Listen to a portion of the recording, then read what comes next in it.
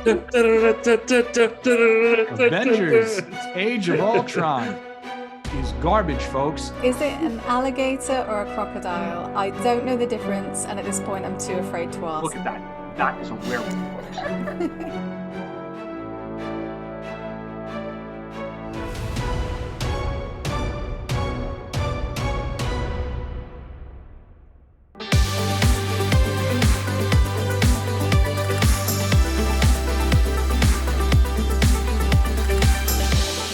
What is up, everyone? Welcome back to another episode of Den of Geek Presents Marvel Standom Live, where each week we give you the deepest possible dives on all the goings-on in the MCU, Marvel Comics, and beyond.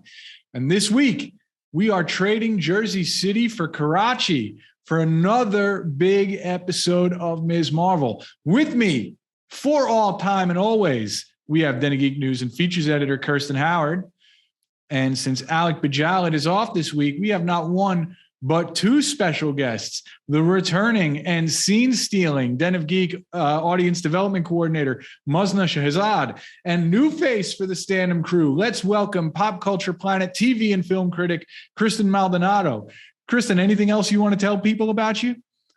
I'm excited to be here. I'm excited to talk with you guys about Ms. Marvel. This has been one of my favorite Marvel TV shows that they've done. You know, I love young adult story, and this is right up my alley. So excited to be here and chat with you guys.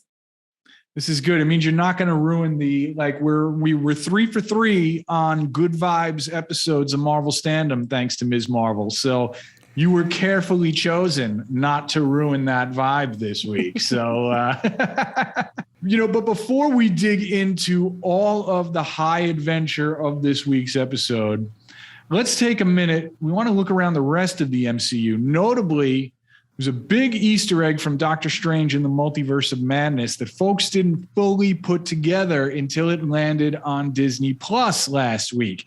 If you check out denofgeek.com/Marvel, you'll see an article from the great Joe George, a frequent Marvel Standom guest, who wrote about the fact that there was a pretty big Doctor Doom tease that we all overlooked the first time around in that movie. And that is that when Reed Richards, spoilers for Doctor Strange in the Multiverse of Madness, folks. The movie's been out for almost 2 months at this point. If you haven't heard, if the internet hasn't spoiled this for you by now, I don't know what to tell you. But when Reed Richards makes his big appearance in that Illuminati scene, he appears via this blue rectangle, which is meant to be Doctor Doom's time platform from the character's very first appearance in Fantastic Four #5, when he was created by Jack Kirby and Stan Lee. Sure enough, it makes perfect sense. If that corner of the MCU's multiverse has a Reed Richards and has a Fantastic Four, of course they have a Victor Von Doom. But if there's a Victor Von Doom there's a Victor Von Doom in the 616 MCU. So we put the question out to social media, asking fans who they think should play Doctor Doom in the MCU. And we got some interesting responses. Now, Kirstie is our resident Victor Von Doom apologist. And do you want to take us through some of the interesting choices that our audience put out into the universe, hoping to manifest some Doctor Doom in the MCU? Yeah, we got some interesting choices from social media on Twitter specifically, and we also got some good responses on the site. From Twitter, Josh Chapman says that Paddy Considine would make a excellent Doctor Doom. Richardo464 says, I've always thought Michael Shannon would be a standout as Doom. The menace and gravitas he'd bring would be pitch perfect. Meanwhile, friend of the Marvel Standom crew, Al Kennedy, love that guy, suggests Cillian Murphy, while Johnny DeMook is all about Jason Isaacs. Temple Phoenix says, it's a tough one because you need someone who has the coiled menace and dignified presence of a Charles Dance, and yet all the full-throttle honey-glazed ham of a Matt Berry all at once. And I think that's a very excellent point made there. Meanwhile, on comments from the site, someone said, Stephen Amell, I think it's a left field choice, but I can see it, and I wonder how Amell would do as a bad guy. Tommy Rayco suggested Rami Malek. But here's one from Roy M. Look, it's obvious if John Krasinski is Reed Richards, then Doctor Doom can only be Rainn Wilson.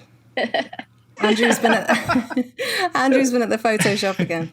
Kristen, do you have a choice for Doctor Doom, or do you like any of the choices that our audience suggested? Yeah, I was thinking of somebody. I mean, I loved that whole Rainn Wilson. That was hilarious. But some people I was thinking about, Rahul Kohli from Midnight Mass and iZombie and Bly Manor, I think could be really cool. We've seen him in these very like either kind of like comedic roles or very like you just love him kind of roles, like very like he tugs on your heartstrings. So it'd be cool to see him as like a villain. And also Patrick Warburton, a little bit more comedic, but I don't know. I think there could be something there. He's got like that whole, he's got the voice, right? It took 3 clips and a flamethrower to bring her down. But let me tell you, old Miss Percy's cat never went in that tree again. Very gravitas voice. So maybe something like that.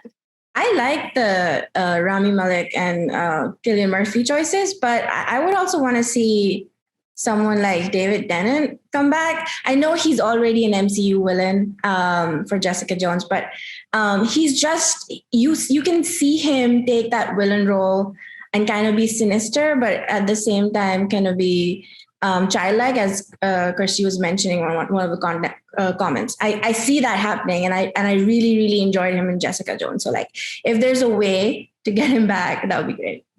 Lee is suggesting Viggo Mortensen, and he's probably too old, but Viggo Mortensen. And you know what? I disagree about Viggo being too old, although I will never forgive him for Green Book. But that aside, I think both Doom and Reed should be a little bit older than your usual MCU folks. Like, I like the idea that they're part of a slightly removed generation than what we would normally expect. You mentioned David Tennant, Maznah, and that kind of brings me back to, if this was 10 years ago, if you would have asked me in 2012 who my ideal Reed and Doom pairing would have been, it would have been Matt Smith for Reed and Benedict Cumberbatch as Doom. Obviously, one of those is completely off the table. And honestly, I don't know if Matt Smith is really the guy for Reed anymore. Kristen, I love Rahul Kohli, although he's kind of my Reed. Yeah, like, it's tough for me. Of what the fans suggested, I really like Jason Isaacs, though. I could really get behind that, and that's kind of hits a little bit of the Viggo thing there too. But he's Matt Smith is too busy being in Morbius. Get out of here, Lee. Kirstie, how about you? Okay, well, I think that Kristen is onto something in that sometimes you need somebody who's more known for comedic stuff to play somebody who's it can be that much of a mustache twirler, And so my left field choice for Doom right now is Matthew McConaughey. And I'll back it up. I just think if you've seen Killer Joe, he is absolutely capable of being terrifying and like unsettlingly funny at the same time. And that's a weird skill to master, which is probably why we don't see him do it too often. But I think that it would be an interesting choice. And I'd like to see more evil Matthew McConaughey in the movies. So yeah, why not? But if we're going for the ultimate, crossover, what a coup for Marvel Studios would it be if they got Anthony Starr? Ooh, I do like that. I think that might be the winner. I mean, I guess with Doom, you run into the same problem that you run into with a lot of folks, is like, this is a character who has to wear a mask for most of the movie.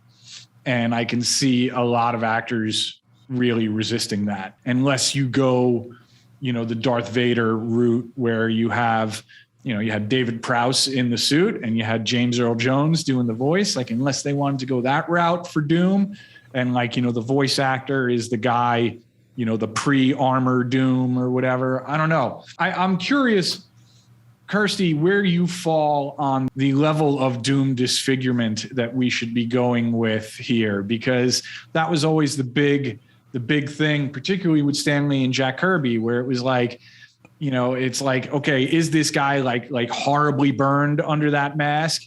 Or is he just so vain that he just has like this one little scar from that incident? And to him, that's too much. And he's got to hide it. He's just got to hide it away. And I feel like Anthony Starr kind of fits the latter version of that pretty well.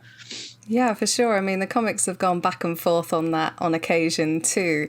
But for me, it's always better when you just don't know what the situation is under the mask. So, I'd like to see a kind of questionable Doom. Like maybe we don't ever know, and that's fine with me. But so this has to be an actor that's fine with maybe never taking off that mask, right?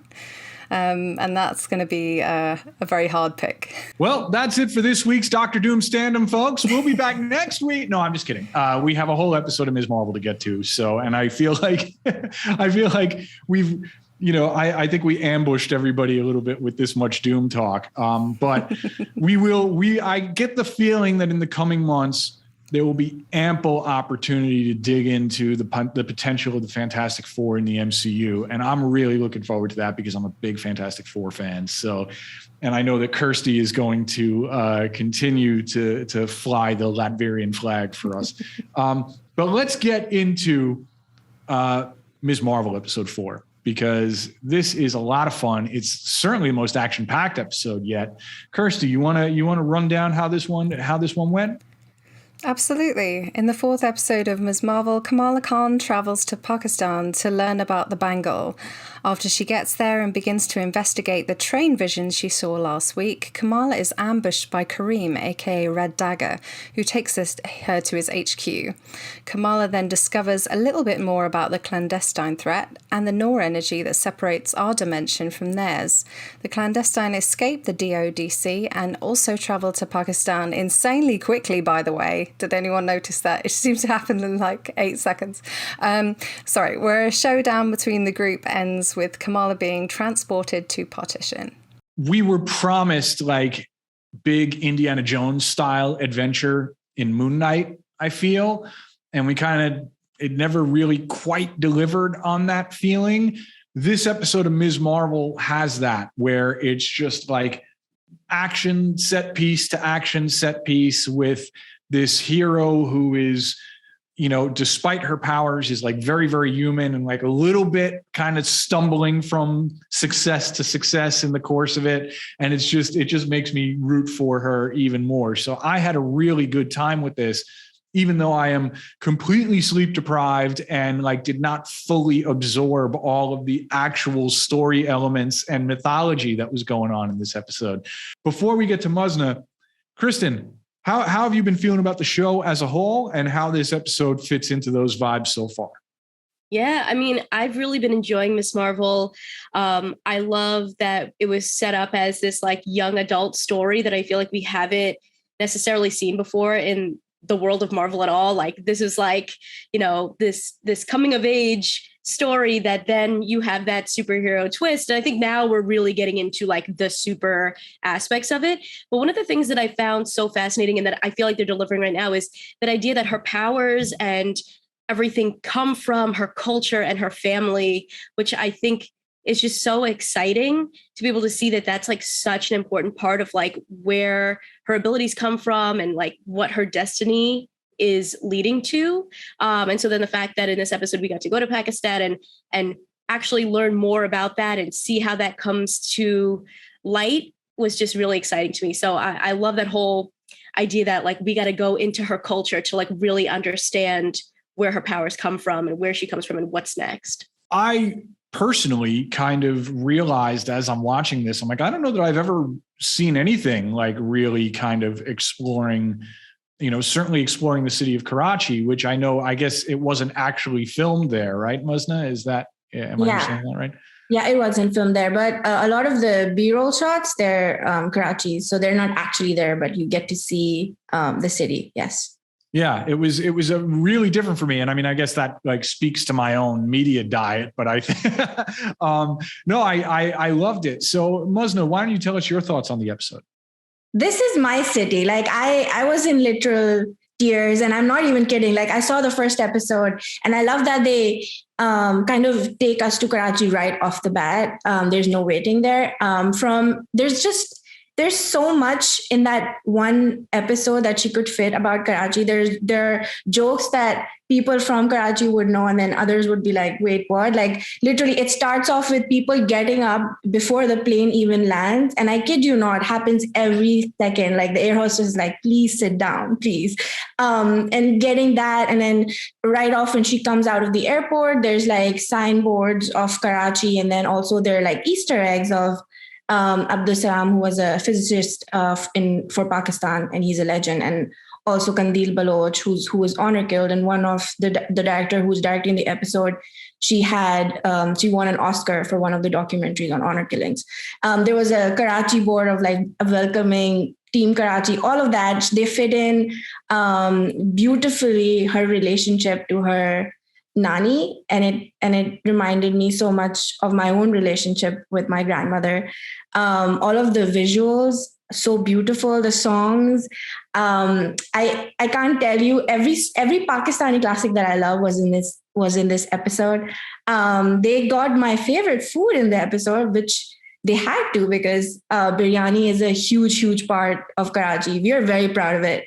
And having that out of a bag, that's very, very Karachi-esque, I would say. And seeing Kamala kind of learn about her culture and going through all of this and having those family moments and we getting to learn about her character, it was all so much. And like waiting all of those 3 episodes to get here, I would say this one was actually my favorite episode till now. I can't stop watching it. Like, it's just like, I keep putting it on my TV screen every time. It's just beautiful. And if I was to like sit down and actually go through all of the Karachi specific Easter eggs that Sharmeen Obaid-Chinoy put in her, in this episode, it would take the whole day. So I loved it. I absolutely loved it. Kirstie, how about you? Yeah, it's weird because in terms of the sort of central mystery of the bangle and those visions and how they're happening, we don't get a lot further along in the story than we were last week. But there are so many wonderful moments in Karachi with Kamala and her nanny and her mother. I just think that there was just so many that really touched me, specifically when Nani says that she finds beauty in the pieces because she's lost so much over the years. And I was honestly getting choked up. And this is the first time in a Marvel show I think I've shed a tear over something, which I think goes to show, you know, what a great job they've done with Kamala Khan and just every character. The introduction of the Red Dagger, which I'm sure we'll talk about in a bit, it felt a little bit rushed for me. But other than that, I think that this was a particularly special episode, not just of Ms. Marvel, but of Marvel TV to date. We should probably talk about the Red Dagger. And, you know, what gave you that idea? Yeah, well, and the funny thing is that this was the first episode for me that kind of moved well beyond the first volume of the Ms. Marvel comic. You know, like the first series ran from, 2014 to late 2015 or something like that. And then it was 2015 to 2016. They just started it with a new number 1, like Marvel does that all the time. But I have not read that far, like I've only read the first 30 or so issues of Ms. Marvel. And those first 3 episodes felt very in line with that, right? So here, Red Dagger is a character that I did not even know existed until he appeared on screen. And then I just went back and read his first appearance right before we came on the air today. And once again, this show is doing such a good job of remaining perfectly faithful to the spirit of the character and that initial story, but still remixing it in like completely unexpected ways, So this is a character that I'm going to end up getting to know more about over the course of these next 3 episodes rather than with any kind of pre-existing comic book knowledge. And that's really refreshing for me. But I could tell just from reading that very first appearance, which I think was in Ms. Marvel Volume 2, number 12, from 2016, I could tell just from Maznah's nodding. So I got it right. Okay. Like, I can tell already that just like everybody else we've met, this character is kind of in good hands with this actor and with this whole creative team. So I'm into it. Maznah, what else can you tell us about Red Dagger? I will say when Kirstie, like you mentioned, yes, it was rushed in the movie, but even in the comics, when Red Dagger is introduced, he is introduced in a rushed way. It feels different because you're reading the comics, but they don't go into depth about it because that issue is Kamala going to Karachi alone, and then she meets this Kareem, who's in fact living at her nanny's house. And she kind of gets his room, and they have like a not a fight, but like a discussion there. There's an issue in Karachi going on that Kamala wants to fight for. So she turns into Miss Marvel and she's like, okay, I'm gonna help them out. And then when she does that, you see Red Dagger as Red Dagger appear and help her out. But he's just like, you don't know the circumstances of this city because you're also American. You don't know how things work here. So you should leave it to people who actually know, like, for example, the vigilante who was. And I think that's an interesting insight. And I like that she listens to him about that and she understands that, yeah, I don't know the circumstances of the situation. So I think Red Dagger is probably one of the characters whose origin I love. And in later, I don't know if this is a spoiler, but Don't worry, we'll fix that in post. KRISTEN, what are your first impressions of Red Dagger? Well, I like that we got to learn more about like the warriors that kind of work alongside him, and their cool secret hideout in the restaurant, and that gives us more information on like actually like should Kamala be helping the clandestines, and like is that really a safe thing to be doing? Spoiler alert, it's not a safe thing to do. The world will potentially be over. So I like that we have these people that are able to sort of help guide Kamala. We think maybe the clandestines could be like an ally to her, and clearly they're not. So hopefully the Red Daggers won't betray her. That's my hope. I'm just delighted that Kamala Khan's got 3 potential boyfriends now. I mean, what an inspiration to us all. That's great, isn't it? And they're all, as Alec would say, they're all beefcakes. So she's living her best life. Right. I love this story for her. Right. So even though there's this superhero stuff going on, we still got that young adult like, oh, she's got love potential. She's got options going on. And I just, and once again, I continue to just like every character, and probably I'm way too trusting of every character on this show, but it's just like, I'm just like rooting for all of them. It's like, however you kids want to work this out, like, go for it. Just be good to each other. It's really refreshing. And I like I have to say the hideout is top notch. Like, it's rare that we haven't seen like a proper secret hideout on one of these shows. Like, I don't think any of the MCU shows, like we had a headquarters for the TVA on Loki, but not like a hideout like this. So I really enjoyed it. Like, anything that feels like it's bringing you into a secret world, like a corner of the MCU that we haven't seen, that we're not that familiar with, I'm all about it. And I don't think that could have been done better than they did it here. Talking of like secret hideouts, this actually reminded me a bit of the moment in Age of Ultron where Tony Stark finds Hydra's secret hideout in the castle, and he goes, "Oh yay, secret door!" And that's all I could think in my head this episode. Look, you know what happens when you mention Age of Ultron on the show. I know. You have to tell us what you think of it. It's garbage, folks. What can I say? Kirstie, you put something on the run of show here. It's to gin or not to gin. Maznah, you had pretty strong feelings about this element of the storytelling in last week's episode.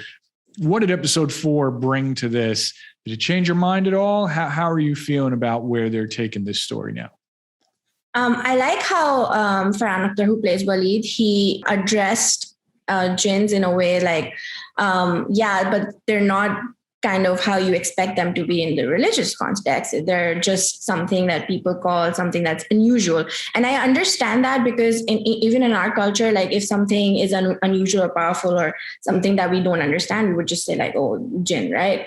And he gives an example of if Thor was like in the Himalayan mountains, like you would call him jinn, which is understandable. I like that they kind of address those concerns. I still don't understand why we needed that name drop. Maybe it was just a cultural thing that was there, but I didn't think that they needed to do it. I'm not upset because they did handle it in episode 4. But yeah, I didn't think it was necessary to add that in. I will say, and I'm not defending it because I don't have particularly strong feelings about this, but I finally read up on the Clandestine a little bit. I still have not read an actual Clandestine comic. Like I had to be lazy and like read some wikis. And in the comics, like they are part of like a bloodline from somebody who, you know, married a jinn, right? So like I guess the idea here then is that if that is still the case, then this is still just some other dimensional being, you know, that as we saw here, they're just kind of calling that for the sake of it. So I guess it makes sense. Anyway, that's enough out of me. Anybody else have thoughts on the jinn within the MCU and the Clandestine? No, is the Clandestine like really like such an uninspiring concept? Like, I mean, like I will say, I guess, like if these are the primary antagonists of the show, like they haven't really sold me on that aspect of it yet, right? I will say from what I've heard about the Clandestine comics from people who have actually read it, especially like Muslims, they don't really like it because I think it follows the general trope that I was talking about with jinns and how Muslims are. And I think that's the general way that it's perceived, and they don't like it at all. So I understand that even name dropping it, they were just like, please don't go there. Do you think the show has the chance to redeem that at all? I think they're probably not following through on that exact storyline. Maybe they're trying to take that what that comic was and turn it into, okay, this is what this culture is actually about. These are jinns, and I think they address it really well in episode 4. So I'm very hopeful that from the director Sharmeen Obaid, we're going to see more of an accurate representation of the religion and culture, and not apparently what the comics were. So one more thing on the Clandestine is just that dimension that they're talking about and that we've kind of glimpsed here and there. Is this another Fantastic Four connection? See, folks, you thought we were done talking about the Fantastic Four this week, and you were wrong. Could this be a reference to the Negative Zone? Where's everybody fall on this one? Well, I was going to ask you, Mike, because I know very little about the Negative Zone, really, and I thought that you might know a bit more about it. I have thought in the past that other things might be the Negative Zone. Like I thought, well, seriously, like I thought, you know, we were kind of headed there with the Ant-Man movies, for example. So clearly, like I'm not really the best judge of this. Yeah, like it does kind of seem like the kind of thing, and the color scheme that they're using for it does kind of match up with Annihilus, who is a denizen of the Negative Zone. So I kind of wonder if maybe they could be going there, but I don't know. Anybody can help me out here. Kristen, you have any thoughts on this one? I have no idea, but you know, I do think though they're going in like an interesting place where it's like whatever happens, like they're either going to be saving the world or the world's going to be taken over by this whole other dimension. So I mean, they're going to save the world, right? Like they have to save the world. That's the whole point of superheroes, right? But yeah, I'm just as curious as you guys are. I do feel like though my theory around this season is just that like whatever's going to happen will happen maybe once Kamala lets her family in. Like I feel like they've been like hinting at these things of just like her family and her culture, and like once she finally like, I mean maybe her parents need to know like where they come from and everything, and then everything will finally come together. That's my kind of thought process with this season.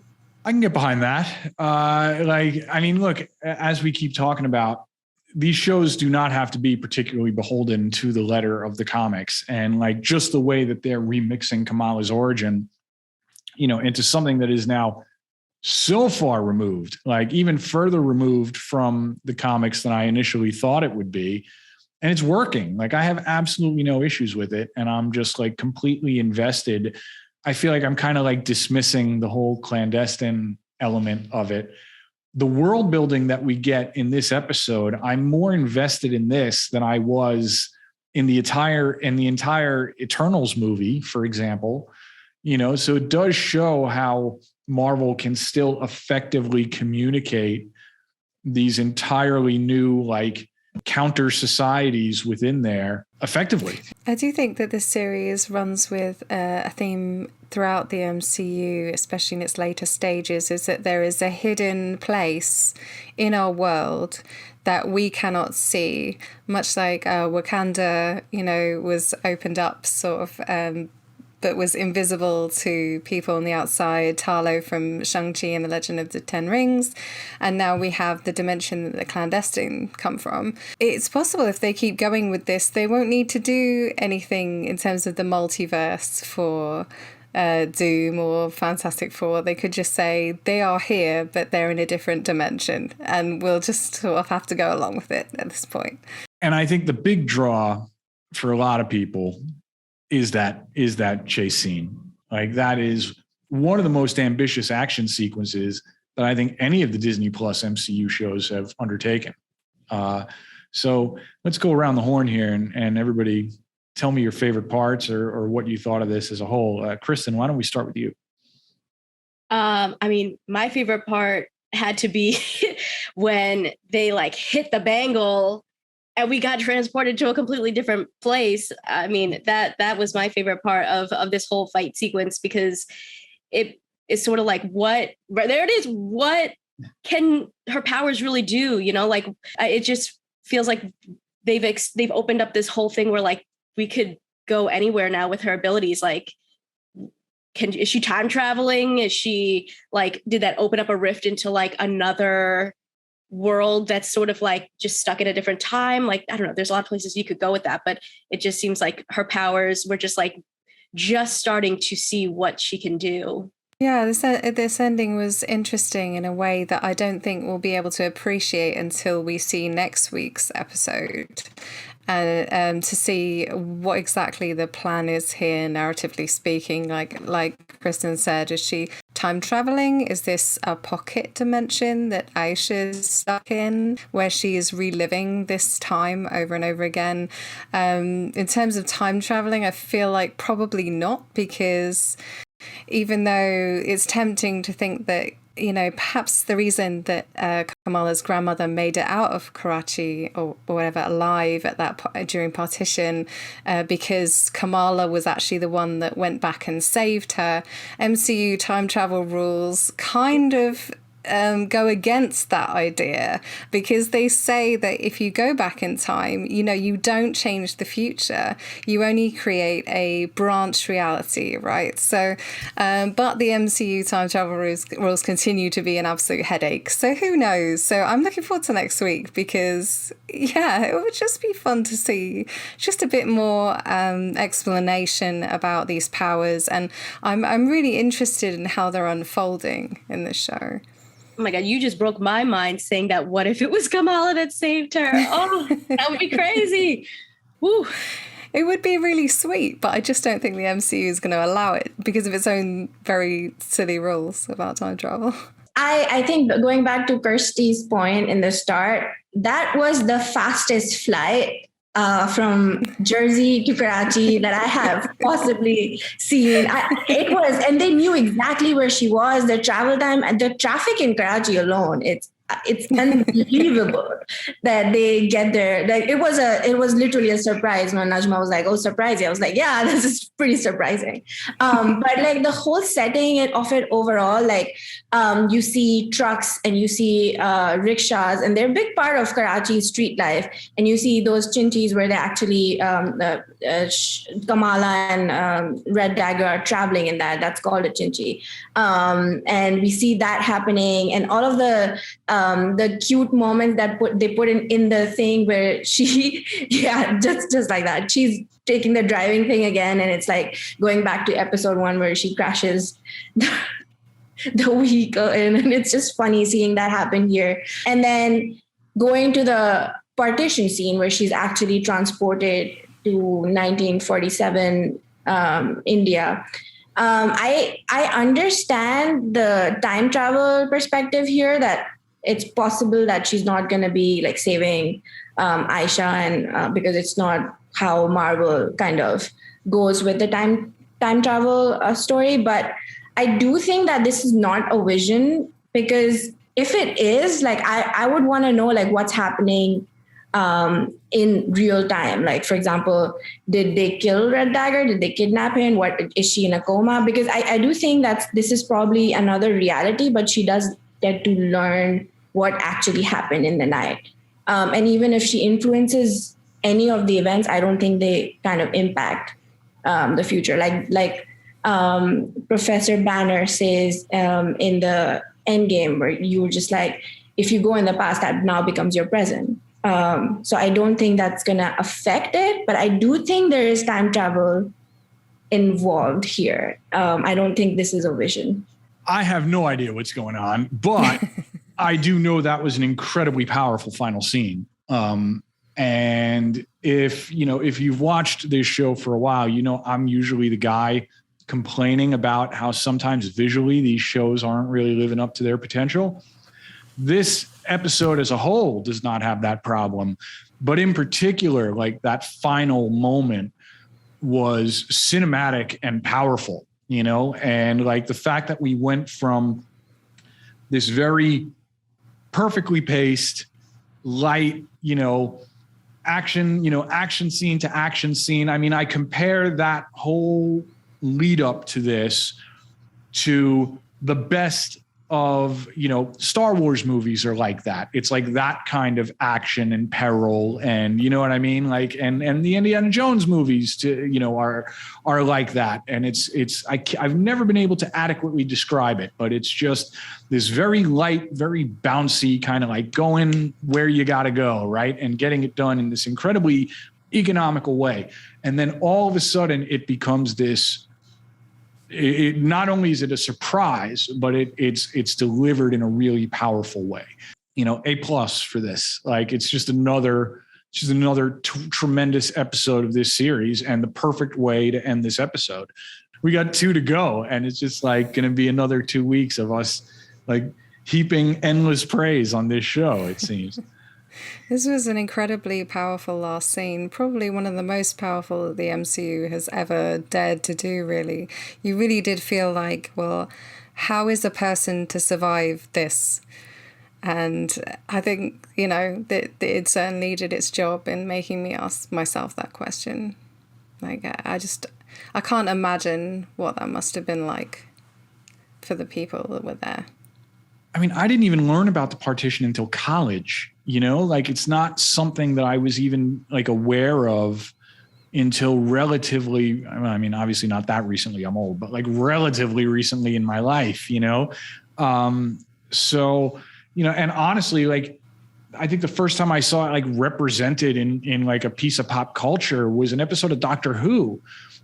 So for the MCU to be using this as like a central piece of Kamala's journey, I think is really impressive.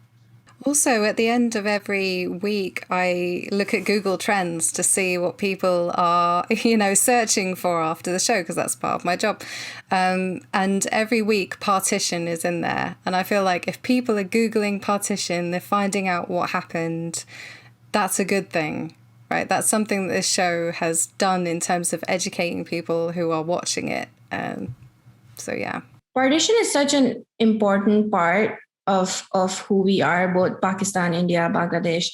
And seeing that on screen and seeing them address it in a way that is not political. Like they mentioned that the way that the borders were drawn in the conversation that Kamala has with her nani, where they're like, I have a Pakistani passport, but my roots are in India.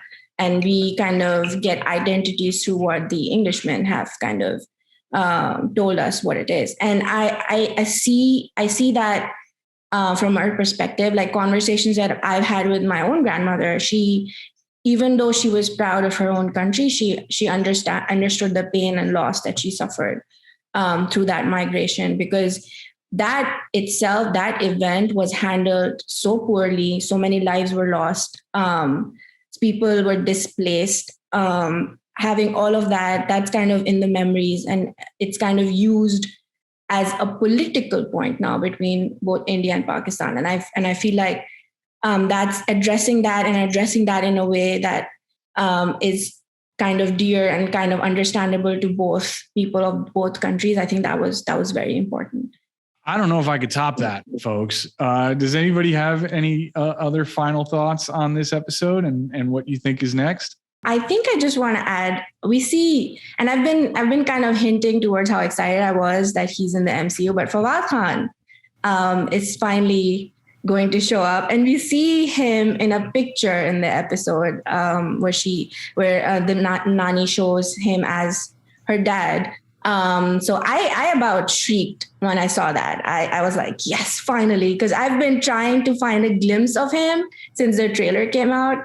And you will see me next week obsessing over how amazing Fawad Khan is. And I can't wait for the world to see that, because Chris Evans he's got nothing on him. I'm 100% telling you this. Like, America's ass is about to be dethroned.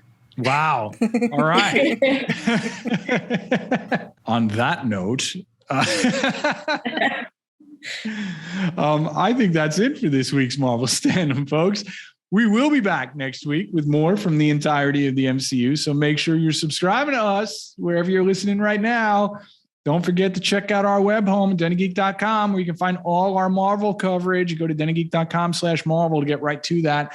Drop us a line. Let us know your burning questions. Let us know what you want us to cover in upcoming episodes. Did you like the Dr. Doom segment? You want to see us do more stuff like that? Let us know, please. We're at Marvel Standom on Twitter and Instagram. Give those a follow. It's a quick way to get to us. Don't forget, we also have a DC show, so check out DC Standom when you can on all major podcast platforms. I just interviewed the showrunner of Superman and Lois about that amazing season 2 finale, so check that out when you can. Now, if you came in late, you'll be able to watch this entire episode on dennygeek.com or at our YouTube home, DennyGeek US.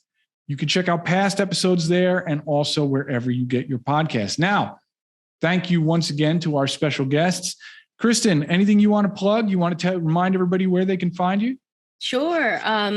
Yes, you can find me everywhere at KMaldo. That's KAYMALDO.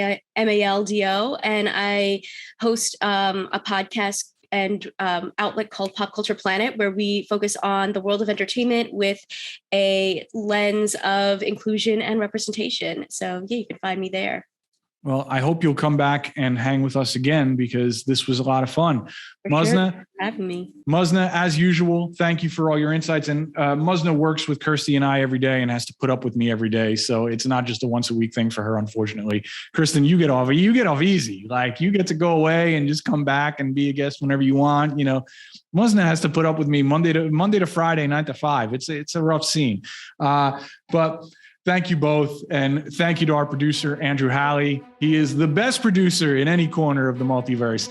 Thank you to Denny Geek social media coordinator, Lee Parham. He's the one keeping you guys in line in the comments. Make sure you're following our TikTok at Denny Geek TV. Lee is doing great work over there as well. And a special shout out to Michael R. He makes the podcast version of this show all it can be. Most of all, though, thank each and every one of you for watching, listening, following, subscribing. You know the deal. This has been Marvel Standom on the Denny Geek Network. Until next time, remember, folks, we stand together.